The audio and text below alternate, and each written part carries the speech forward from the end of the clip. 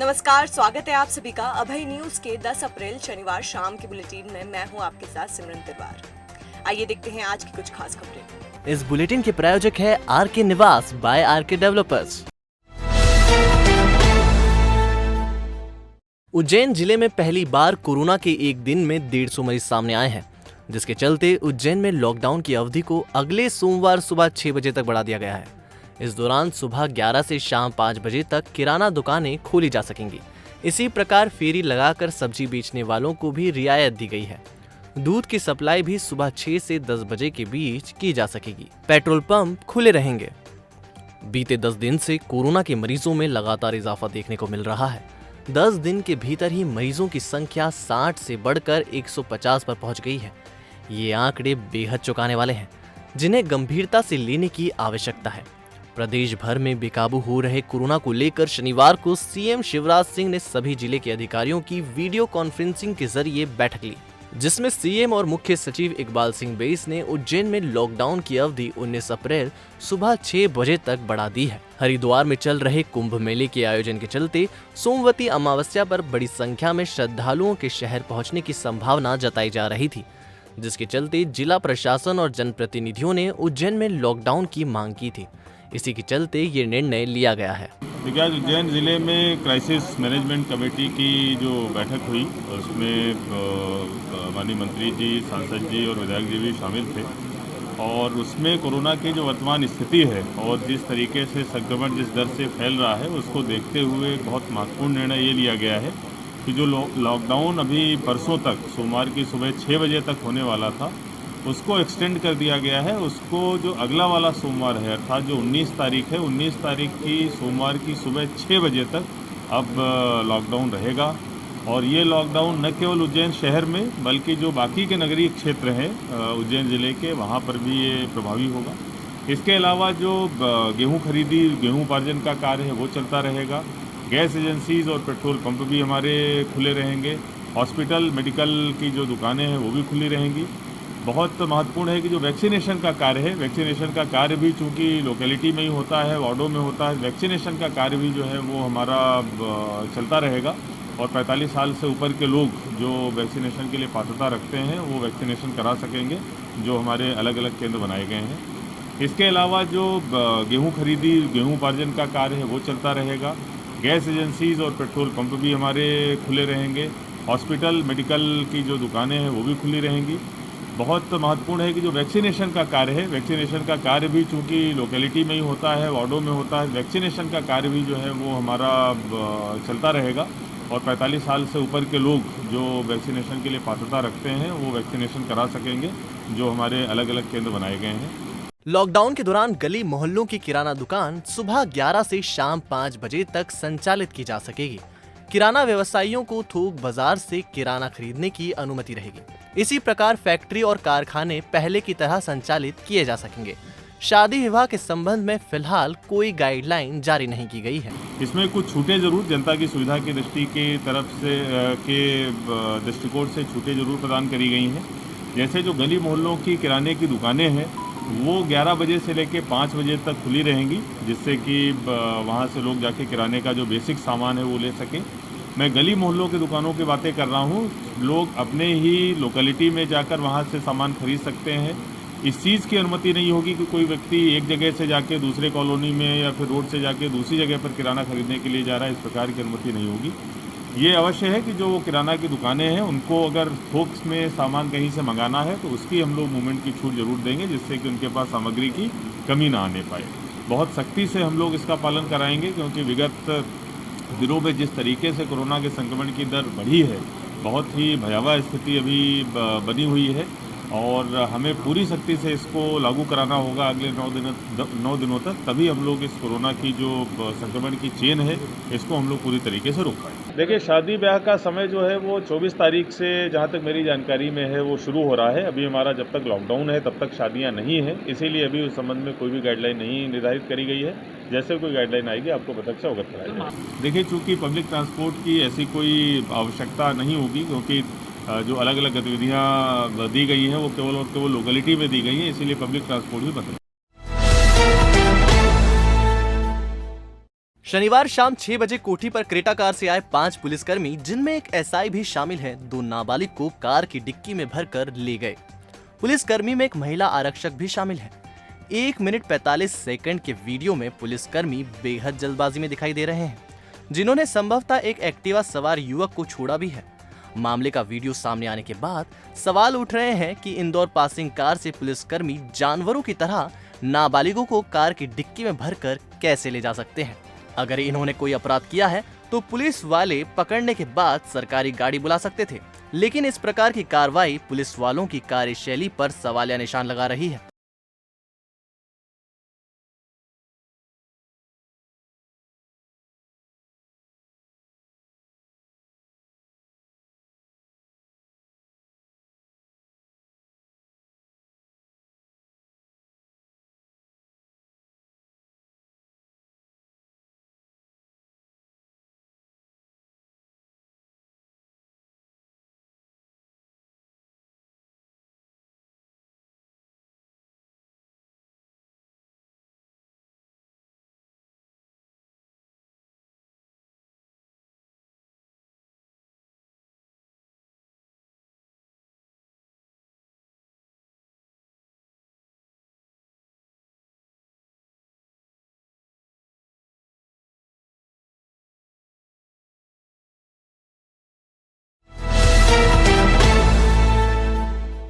उज्जैन में कोरोना संकट को देखते हुए अगले 9 दिनों तक महाकाल मंदिर समेत सभी धार्मिक स्थलों में श्रद्धालुओं का प्रवेश बंद। जानकारी देते हुए कलेक्टर आशीष सिंह ने बताया कि धार्मिक स्थल कोरोना संक्रमण का स्रोत न बने। अभी तक रोजाना 6000 श्रद्धालु लोगों को ही एक दिन में महाकाल मंदिर में दर्शन करने दिया जा रहा था, जिसमें हम लोगों की तरफ से बराबर सोशल डिस्टेंसिंग का ध्यान भी रखा जा रहा था। किंतु महाकाल मंदिर के 3-4 पुजारियों में मिले संक्रमण और एक पुजारी की कोरोना से दुखद मृत्यु के कारण यह निर्णय लिया गया है। इसी बात को ध्यान में रखते हुए अगले 9 दिनों तक सभी धार्मिक स्थल बंद रखने का निर्देश दिया गया है। देखिए, महाकाल मंदिर में हम लोगों ने हमेशा से ही ध्यान रखा है कि मंदिर जो है वो संक्रमण का स्रोत न बन पाए। इसके लिए जो श्रद्धालुओं की संख्या थी पिछले 10-12 दिनों से कम करके हमने केवल 6000 दिन भर में कर दी थी, वो भी मात्र प्री बुकिंग के आधार पर कर रहे थे। और चूंकि स्लॉट्स के हिसाब से थी, इसीलिए सोशल डिस्टेंसिंग के साथ में वहाँ पर जो दर्शन थे वो संभव थे। इसके साथ साथ मास्क हमारा 100% अनिवार्य था, लेकिन फिर भी दुखद रूप से 2-3 पुजारी जो हैं वहाँ पर कोरोना से संक्रमित हो गए। अब चूंकि लॉकडाउन का फैसला लिया गया है और अगले 9 दिनों के लिए सभी धार्मिक स्थल बंद हैं, तो मंदिर भी पूरी तरीके से आम श्रद्धालुओं के लिए बंद रहेगा। जो वहाँ के पुजारी हैं वो वहाँ पर रहेंगे। हम लोग ये देख लेंगे कि अगर 44 साल से अधिक की उम्र के पुजारी हैं तो हम लोग तत्काल उनको टीका लगवा दें, या फिर एक उनकी बेसिक जांच है वो भी हम लोग करा लेंगे, जिससे कि आगे इस प्रकार के संक्रमण के फैलने की संभावना। रागवी में रहने वाला युवक शुक्रवार को पिता के साथ टीबी के इलाज के लिए जिला अस्पताल आया था, लेकिन यहां से वह अचानक गायब हो गया, जिसकी रात को लाश मिली। मामले में नीलगंगा थाना पुलिस जांच में जुटी हुई है। रागवी निवासी 35 वर्षीय मोहन लाल सोलंकी शुक्रवार को पिता गोवर्धन लाल के साथ जिला अस्पताल में टीबी के इलाज के लिए आया था। इसी दौरान वह पिता से पानी पीने का कहकर चला गया, लेकिन वापस नहीं लौटा। मृतक के भाई सुनील ने बताया कि शाम तक पिता ने उसका अस्पताल में ही इंतजार किया। जब वह वापस नहीं लौटा तो उन्होंने सोचा कि वह गांव चला गया होगा, जिसके चलते वह गांव पहुंचे, लेकिन जानकारी मिली कि मोहन घर लौटा ही नहीं। इसके बाद रात करीब 12 बजे सूचना मिली कि मोहन का शव नीलगंगा थाने के आसपास मिला है। मामले में नीलगंगा थाना पुलिस ने मर्ग कायम कर जांच शुरू कर दी है। शव को पीएम के बाद परिजनों को सौंप दिया गया है। उसका इलाज चल रहा था और इसके 6-7 दिन पहले तो यहाँ से छुट्टी करवा के गए थे। वापस घर जाने के बाद उसकी तबीयत बिगड़ने लगी तो इसके पिताजी थे, उन्होंने बोला कि चलते को वापस वहाँ दिखा देते हैं। पैसे वगैरह भी इसके पास में मोबाइल पर इसके पास में 8 से 9 हज़ार रुपये थे समथिंग, उसी के पास जेब में रखे हुए थे, और एक 2.5 से 3 हज़ार का मोबाइल भी था उसके साथ में। वो अभी तक के हमारे को नहीं मिला है, मृत परिवार को नहीं मिला है वो। देवास रोड के साईं बाग में रहने वाले युवक को तेज रफ्तार ट्रक ने टक्कर मार दी। युवक को गंभीर हालत में जिला अस्पताल में भर्ती किया गया है। साईं बाग में रहने वाले 47 वर्षीय संजीव मुड़कर शिप्रा विहार में संचालित सांची पार्लर पर नौकरी करता है। शनिवार सुबह 6 बजे वह पार्लर खोलने के लिए घर से जा रहा था। इसी दौरान सड़क पार करते वक्त ट्रक ने उसे टक्कर मार दी, दुर्घटना के बाद गंभीर हालत में घायल को जिला अस्पताल ले जाया गया। सुबह तकरीबन 6:30 के आसपास शायद ड्यूटी के लिए निकल रहे थे। सांची पॉइंट पे जाते हैं ड्यूटी के लिए, और उस दौरान को टर्न करते समय देवास रोड पे किसी तेज गति से ट्रक ने इनको टक्कर मार दी। तो ये खबर मेरे को उनके मित्र द्वारा मिली है, एक्चुअली मेरे पास डायरेक्ट तो आया नहीं था। फिर वहीं के जो पुलिस वाले हैं उन्होंने थोड़ा सपोर्ट करके उनको यहाँ सिविल हॉस्पिटल में एडमिट किया। जामा मस्जिद के पास रहने वाले 19 वर्षीय शोएब अख्तर पर शराब के पैसे नहीं देने पर 2 गुंडों ने चाकू से हमला कर दिया। हमला खारा कुआ स्थित नागनाथ की गली में किया गया। शोएब के अनुसार वह फल का ठेला लगाता है। शुक्रवार को वह किसी काम से नागनाथ की गली में गया था। इसी दौरान वहां रहने वाले शाहरुख उर्फ चकमक और पिद्दा नामक 2 युवकों ने उसे रोका और शराब के लिए पैसे मांगे। मना करने पर चाकू से हमला कर दिया। इसके बाद जेब में रखे 1500 रुपए भी छीन लिए। घटना के बाद डायल 100 की मदद से उसे जिला अस्पताल ले जाया गया, जहां उसे उपचार दिया जा रहा है। मामले में खारा कुआ थाना पुलिस ने दोनों बदमाशों पर चाकूबाजी और हफ्ता वसूली की धाराओं में प्रकरण दर्ज कर तलाश शुरू कर दी है। मैं घर जा रहा था, सामान लेने जा रहा था। मम्मी ने पैसे दिए और मतलब कि मालूम नहीं था कि लॉकडाउन लग जाएगा, भरोसा नहीं था। सामान तेल वगैरह लेने जा रहा था, सामान दाल वगैरह। तो वहाँ पर इतने में पुलिस की गाड़ी आई, तो मैं नागनाथ की गली में हो गया। थोड़ी नागनाथ पुलिस की गाड़ी निकली, इतने में गाड़ी लेके आया। शाहरुख और ये पिद्दे ने ये मेरे से पैसे मांगने लगे। वो बोले कि पैसे दे, कितने थे जेब में, कहाँ जा रही है इतनी रात में। और बोले पैसे दे, मेरी जेब में से पैसे हटाओ। और चाकू खोला उन्होंने इतनी देर में, मेरे को मार कूट के वहाँ पर बेहोश करके पैसे हट के ले गए। निमनवासा क्षेत्र में रहने वाले गुंडे ने महज 50 रुपए की उधारी से मना करने पर आइसक्रीम ठेला संचालक के साथ मारपीट कर दी। मामले में पवासा थाना पुलिस ने प्रकरण दर्ज किया है। निमनवासा में रहने वाले 33 वर्षीय पन्नालाल पिता दयाराम मालवीय फेरी लगाकर आइसक्रीम बेचने का काम करता है। पन्नालाल के साथ वहीं रहने वाले करण नामक गुंडे ने मारपीट कर दी। पन्ना ने बताया कि करण 3-4 दिन से लगातार हर रोज 50 रुपए की आइसक्रीम उधारी में ले रहा था। शनिवार को मना करने पर उसने मारपीट शुरू कर दी। घटना के बाद परिजनों ने उसे अस्पताल में भर्ती किया। मामले की शिकायत के बाद पवासा थाना पुलिस ने करण के खिलाफ प्रकरण दर्ज कर लिया है। मैं जब निमनवासी में से उसके घर तरफ जा रहा था, तो पहले ही मैं 40-50 रुपये की उसको आइसक्रीम उधार दे चुका हूँ, और मैंने उसको आइसक्रीम देने से उधार देने से मना किया। तो मैं जब गाड़ी पलटा के 3 पहिए की, उसने पीछे से वार कर दिया। 2-3 बल्ली मेरे को सिर में मार दी और मैं बेहोश हो चुका था। उसके बाद में जो मेरी आइसक्रीम की जो सिलक थी 1800-1900 के करीबन जेब में, वो भी निकाल के ने बक चुका है वो। उज्जैन के पिपली नाका चौराहे पर शनिवार दोपहर को जीवाजीगंज पुलिस थाने के अधिकारियों द्वारा अनाउंसमेंट करते हुए लोगों से लॉकडाउन का पालन करवाया जा रहा है। साथ ही जो लोग बिना कारण घूम रहे हैं उनके विरुद्ध कड़ी कार्यवाही भी की जा रही है। जीवाजीगंज पुलिस के अधिकारी ने जानकारी देते हुए बताया कि शहर में लॉकडाउन और धारा 144 प्रभावशील है, इसलिए सिर्फ शासकीय कर्मचारियों और जरूरी सेवाएं करने वाले लोगों को ही आने जाने दिया जा रहा है। नियमों का उल्लंघन करने वाले लोगों के खिलाफ कार्यवाही की जा रही है। दरअसल उज्जैन में लगातार कोरोना संक्रमण का प्रभाव जारी है। पिछले 24 घंटे में उज्जैन में 150 कोरोना संक्रमित मरीज और मिले हैं, जिसके कारण प्रशासन द्वारा यहां लॉकडाउन लगाया गया है। अब पुलिस विभाग द्वारा सख्ती से लॉकडाउन का पालन करवाया जा रहा है। हमारे पूरे शहर में लॉकडाउन लगा है। 144 धारा प्रभावशील है। हम सख्ती से लॉकडाउन का पालन करा रहे हैं। अति आवश्यक कोई कार्य या शासकीय कर्मचारी को ही जाने दिया जा रहा है और पूरी तरह से लॉकडाउन का पालन कराया जा रहा है। शहर की पुराना पत्ती बाजार में सिंधी धर्मशाला के सामने अंत्योष्टि सामग्री की दुकान के संचालक लीलाधर व्यास करीब 20 वर्षों से संचालित करते आ रहे हैं। उन्होंने 2 महीने से अचानक शहर में मौत के ग्राफ में हुई बढ़ोतरी होने के चलते मन दुखी होने पर प्रधानमंत्री और मुख्यमंत्री को चिट्ठी लिखकर बताया। लीलाधर व्यास का कहना है कि उन्हें दुकान संचालित करते हुए करीब 20 वर्ष हो गए। इतने वर्षों में अभी तक एक दिन में करीब 5 लोगों की मौत होती थी। वहीं इस वर्ष मार्च और अप्रैल में अचानक मृत्यु की दर बढ़ने लगी है। अब एक दिन में करीब 10 से 15 लोगों की मौत हो रही है। 5 अप्रैल को तो करीब 15 से 20 लोगों की मृत्यु हुई है।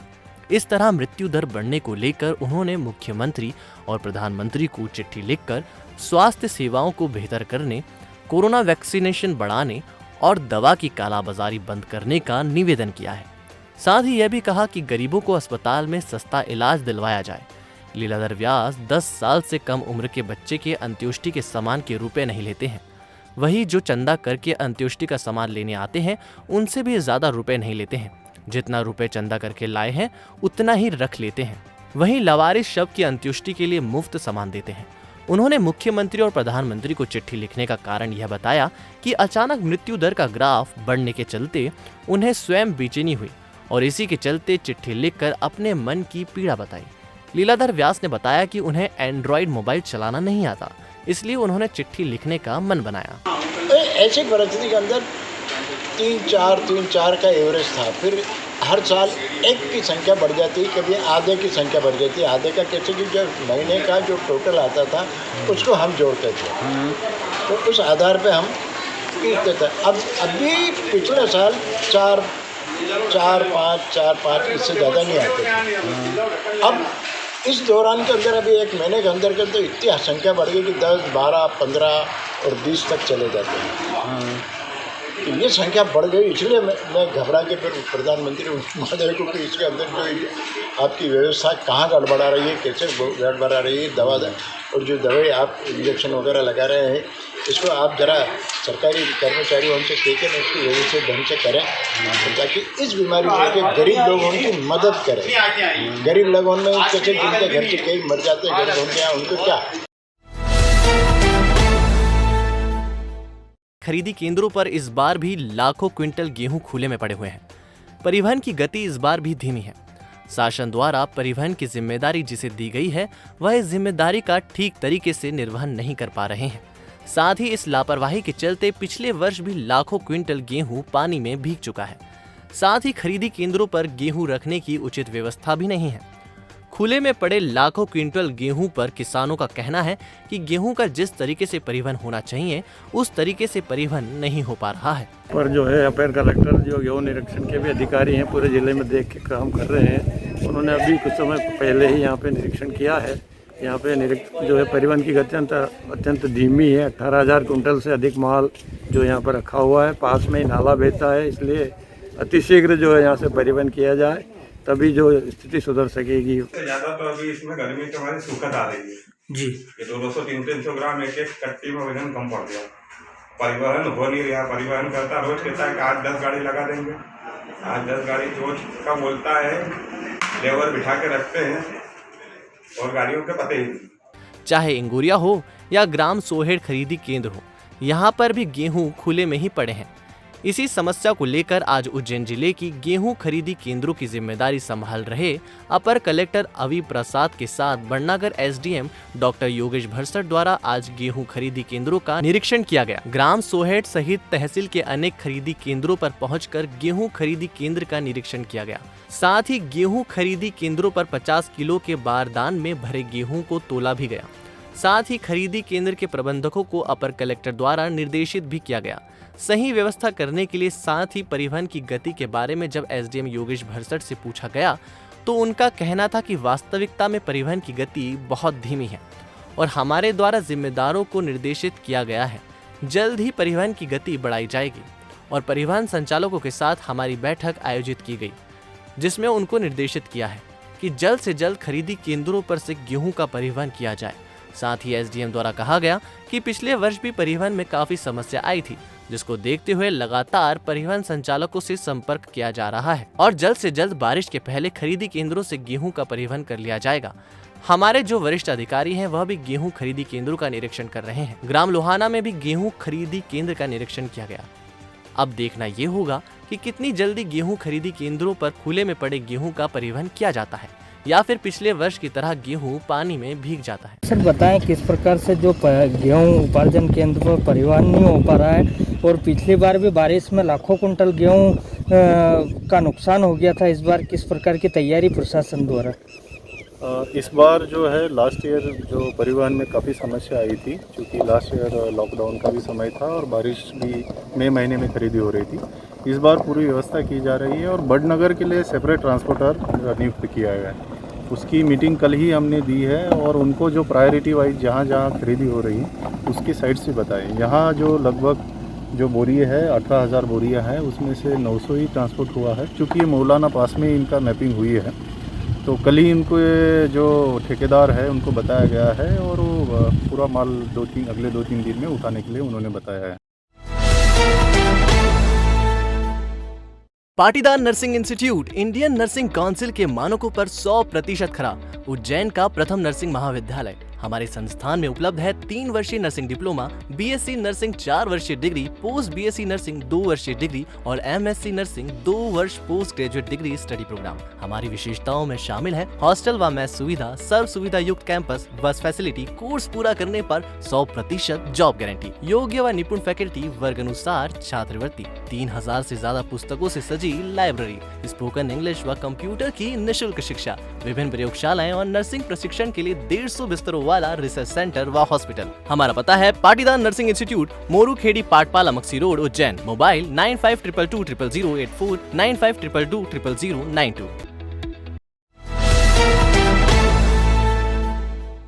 मुनी नगर स्थित 2 तालाब में मछली पकड़ने से मना किया तो उत्पाती युवकों ने अपर कलेक्टर अवी प्रसाद कार्यालय में पदस्थ प्यून के घर पर पत्थरबाजी कर दी और आकाश नामक युवक के साथ मारपीट कर दी। आकाश के दोनों पैर टूट गए हैं। युवक ने क्षेत्र के 3 युवकों के नाम बताए हैं जो एकता नगर और संजय नगर के रहने वाले बताए जा रहे हैं। फरियादी जब अपनी शिकायत लेकर नानाखेड़ा थाने पहुंचा तो थाने से बिना रिपोर्ट लिखे फरियादी को पुलिस ने वापस लौटा दिया, जिसके चलते पीड़ित ने एसपी से मामले की शिकायत करने की बात कही है। क्या बोलते कुणाल था, उसके बाद में 4-5 लड़के और आए थे, कालू मालू करके और वाली करके चिल्ला रहा था वो। अच्छा, क्यों मारा आपके साथ, मारपीट क्यों करी? कुछ भी नहीं, क्या बोलते वो मच्छी पकड़ रहे थे और इनने क्या बोला और उसके बाद में इनको गाली बुकता करने लग गए भैया को और उसके बाद में अड़चन बोलने लग गए भैया घर तक क्या और मैं अकेला। उनने मेरे को देखा और आते थे क्या बोलते और आते थे मेरे को क्या बोलते लट से मारने लग गए। सब लोग मारते। कौन कौन थे वहाँ पर, कितने लोग? तो वो क्या बोलते 5-7 छोरा आए थे वो। अच्छा, आपने थाने पे गए थे, आपकी कुछ शिकायत हुई, क्या मामला? कुछ भी नहीं करी वहाँ पे, तो वो पहुँचा दिया, बोले अस्पताल जाओ, कुछ बने नहीं दिया पैरों से सर। ये मच्छी पालन केंद्र में मच्छी पकड़ रहे थे तो यहाँ पे गाली गलौज कर रहे थे, इस बालक को मार रहे थे। तो उनको समझाया कि गाली गलौज मत करो, यहाँ पे सब महिला वगैरह खड़ी थी बाहर और अपना काम काज कर रही थी, तो उनको समझाया तो वो नहीं माने और गाली गलौज करने लग गए, इस बालक को मारा और उसके बाद फिर मेरे घर पे पथराव करने लग गए। वो कौन लोग थे, कहाँ के रहने वाले, क्या नाम है? ये एक तो कुणाल है और कुणाल का एक साथी है बाली और 5-6 जने और थे सर। इनका कोरोना संक्रमण की बढ़ती रफ्तार के चलते उज्जैन न्यायालय में होने वाले अभिभाषक संघ के चुनाव को स्थगित कर दिया गया है। मंडल अभिभाषक संघ के मुख्य चुनाव अधिकारी नीलेश योगी ने बताया कि कोरोना संक्रमण के चलते उज्जैन शहर में लॉकडाउन लगा दिया गया है। 15 अप्रैल को मतदान किया जाना था, लेकिन लॉकडाउन 19 अप्रैल की सुबह 6 बजे तक लगा रहेगा, जिसके चलते मंडल अभिभाषक संघ के चुनाव को आगामी आदेश तक स्थगित कर दिया गया है। उज्जैन कांग्रेस के कद्दावर नेता महेश जोशी के निधन पर शहर कांग्रेस कमेटी द्वारा उन्हें श्रद्धांजलि अर्पित की गई। इस मौके पर वरिष्ठ कांग्रेस जनों द्वारा उनके जीवन पर प्रकाश डाला गया। कांग्रेस प्रवक्ता विवेक सोनी ने बताया कि मध्य प्रदेश के पूर्व मंत्री व कांग्रेस के वरिष्ठ नेता महेश जोशी का शुक्रवार को भोपाल में निधन हो गया। जोशी ने लंबे समय तक कांग्रेस संगठन व सरकार में विभिन्न विभागों का दायित्व संभाला। वे प्रदेश के लोकप्रिय नेता व अखिल भारतीय कांग्रेस कमेटी के सदस्य भी रहे। शहर कांग्रेस अध्यक्ष महेश सोनी के नेतृत्व में कांग्रेस कार्यालय पर उन्हें श्रद्धांजलि अर्पित की गई। इस दौरान पूर्व विधायक डॉक्टर बटुक शंकर जोशी, कांग्रेस अध्यक्ष महेश सोनी सहित अन्य कांग्रेस जनों द्वारा उनके जीवन पर प्रकाश डाला गया। इस दौरान जितेंद्र गोयल, भरत शंकर जोशी, अर्जुन मालवीय, हेमंत चौरसिया, राकेश गिरजे सहित कई कांग्रेस जन मौजूद थे।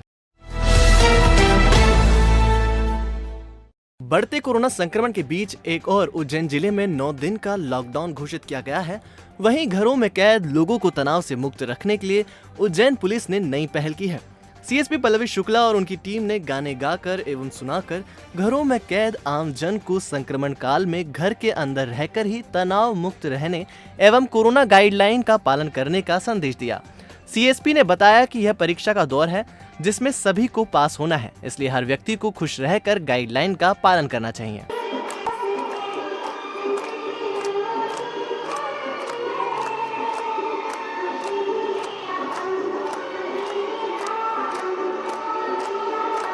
लगातार कोरोना महामारी को बढ़ते हुए देखकर एक अवेयरनेस कैंपेन चलाया गया है जिसमें लोग, पुलिस प्रशासन सभी तनाव मुक्त रहे, थोड़ी सी चेहरे पर खुशी आए और इसी के साथ साथ एक मैसेज दिया गया है कि मास्क लगाएं, सैनिटाइजेशन का उपयोग करें और सोशल डिस्टेंसिंग फॉलो करें।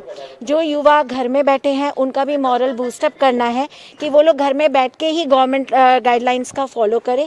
यूट्यूब पर प्रचार प्रसार, इंटरनेट पे प्रचार करें कि मास्क लगाएं, सैनिटाइजेशन करें, गवर्नमेंट गाइडलाइंस को फॉलो करें। ये एक दौर है जिसके अंदर हमें रुकना नहीं है, झुकना नहीं है और आगे बढ़ते जाना है और निश्चित ही हम कोरोना महामारी से फिर से विजय प्राप्त करेंगे। केंद्रीय जेल भेरूगढ़ में शनिवार को 500 बंदियों को कोवैक्सीन का टीका लगाया गया। जेल में सजा काट रहे 45 से अधिक उम्र के बंदियों का टीकाकरण किया। इस दौरान स्वास्थ्य विभाग की टीम ने कैदियों को आवश्यक दिशा निर्देश भी दिए। टीम ने कैदियों को बताया कि टीका लगने के बाद तबियत खराब होने पर वे घबराएं नहीं, ये सामान्य प्रक्रिया है, इसलिए टीका लगाने के बाद कैदी सामान्य रहे। आज केंद्रीय जेल उज्जैन में कलेक्टर साहब के सहयोग से जो है बंदियों को कोरोना का पहला वैक्सीन का डोज दिया जा रहा है और इसमें आज हमारे बीच में जो उज्जैन के जो वैक्सीनेशन प्रभारी डॉक्टर परमार साहब स्वयं यहाँ पे उपस्थित हैं उनकी टीम के साथ में। और फर्स्ट क्राइटेरिया में हम लोगों ने जो है 45 वर्ष से ऊपर के जितने भी हमारे पास में बंदी, मियादी, पुरुष, महिलाएं और हवालाती जो भी हैं उनके लिए आज टीकाकरण का अभियान यहाँ शुरू किया गया है। बड़नगर विकासखंड में वैक्सीन टीकाकरण के मामले में पूरे जिले में प्रथम स्थान रहा है। बड़नगर विकासखंड में 32,000 लोगों का वैक्सीनेशन किया गया।